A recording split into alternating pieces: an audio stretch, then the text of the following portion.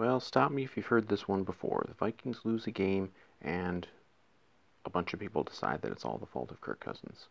Wow, what a novel way to approach a game. Never mind that your defense gave up over 500 yards and 43 points and couldn't get off the field and only gave the offense about 18 and a half minutes of time possession. And some of that's on the offense too, because they had sustained drives. But man, the media just jumps on them again. They couldn't wait. It's like you're out of your mind if that's your takeaway from the game. That Kirk Cousins again is not good enough. He can't get it done. He cannot win games. He gave up 43 points. How often does a team win when the defense gives up 43 points? Which could have been more than 43 points. So fuck. I gotta put a couple myths to bed here. One, it was just garbage time stats that Kirk put up yesterday. Bullshit. And that he was just playing a prevent defense. Bullshit. He led 3 touchdown drives in the second half. Total, they had the ball for about 5 minutes. These were not like prevent defense drives where they're keeping everything in front of you, making you burn clock. They didn't burn any clock. It was just bing, bing, bing. They were right down the field. And only that last touchdown was garbage time. Only the last touchdown was scored when they didn't have a chance anymore. Now, having a chance depended on the defense making at least one stop, and you knew that wasn't going to happen. I knew that wasn't going to happen. The Vikings themselves maybe didn't know it was going to happen, but they're still playing that way. The knock on Kirk that all he does is compile stats and garbage time. That shit goes back to that fucking Buffalo game 2 years ago, where they got just embarrassed, but Kirk ended up getting like 300 yards passing or something because he put up a bunch of yards late. I don't get why these. I mean, narratives cling to all the quarterbacks of some good narratives, some bad narratives. It's like once a narrative is in there early, it's just you can't get rid of it.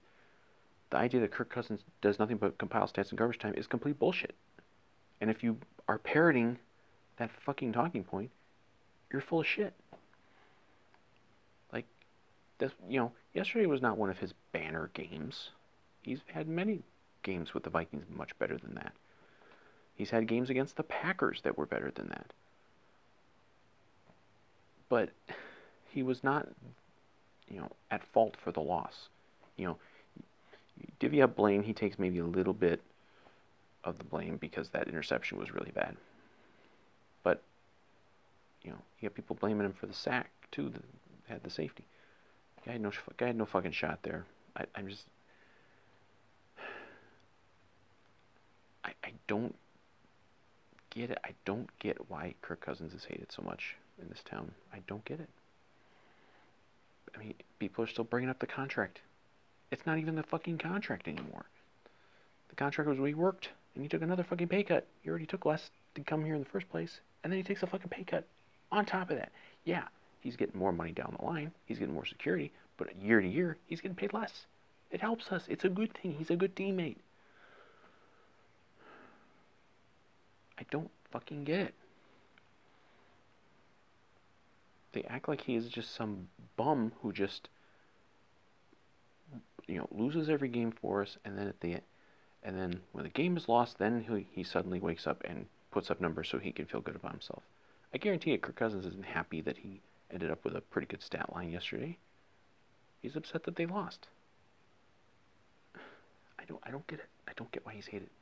It's baffling to me. We are a fan base, and we are followers of a team that has had so much trouble over the years.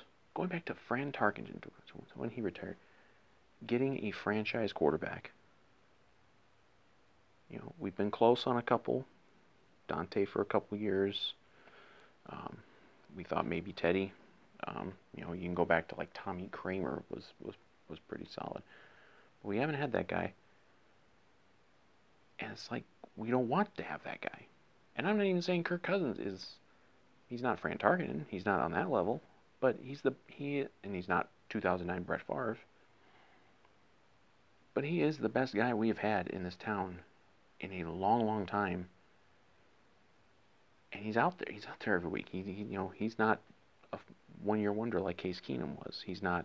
He didn't get hurt like Teddy. I mean, he doesn't wash out like Dante. Like, or some of the veteran reclamation guys that we had through the years, like Cunningham, Warren Moon, Jeff George, that just kind of,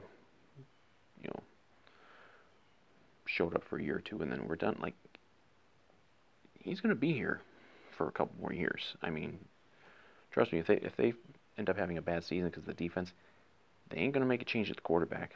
So get used to him being here. It's just, I don't get it. I don't get why the takeaway for such a large percentage of fans and media after a 43-point game from your defense is, this is all because Kirk Cousins isn't good enough. I don't understand the thought process. Like, these people, when the day he signed 2.5 years ago, instantly fucking hated the guy, and they won't let go. Go back to that thing with the if I die, I die thing from a few weeks ago. Like,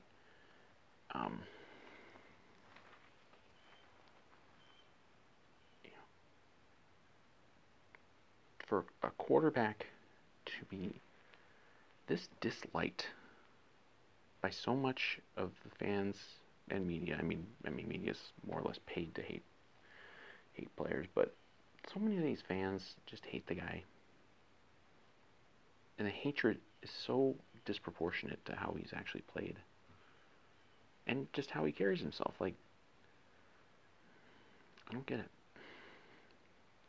Like, he ain't the best quarterback. He's not Mahomes. He's not Drew Brees, and he's not one of those tops. I don't get into the rankings and the meaningless stuff like, is he elite? Is he a top tier quarterback? It's just words. They mean nothing. He's a very good quarterback. He didn't have an A+ best game yesterday. He had like a B game. B game's good enough to win a lot of times, especially if your defense ain't giving up 500 yards.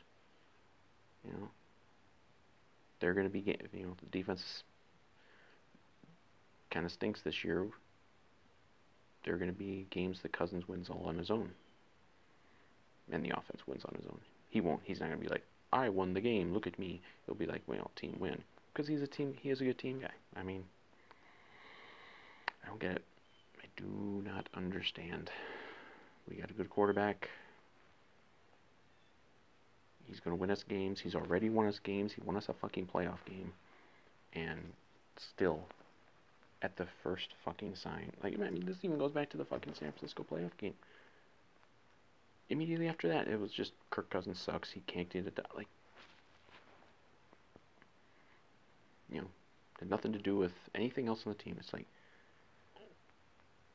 when the Vikings win the last 2+ years,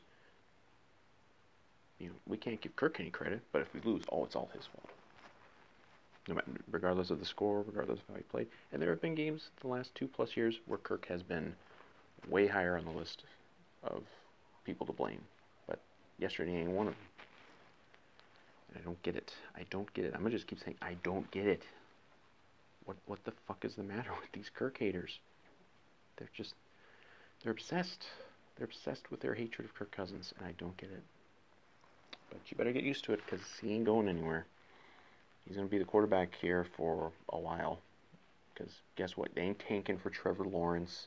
I've already seen that stupid thing proposed. Like, first of all, they're not going to be bad enough to get the #1 overall draft pick, even if the defense is catastrophically bad. Because guess what? Kirk is good enough that he's going to win you games all on his own anyway. And you won't get the #1 pick. So guess what? You're going to have Kirk Cousins to kick around for a couple more years. Deal with it, haters.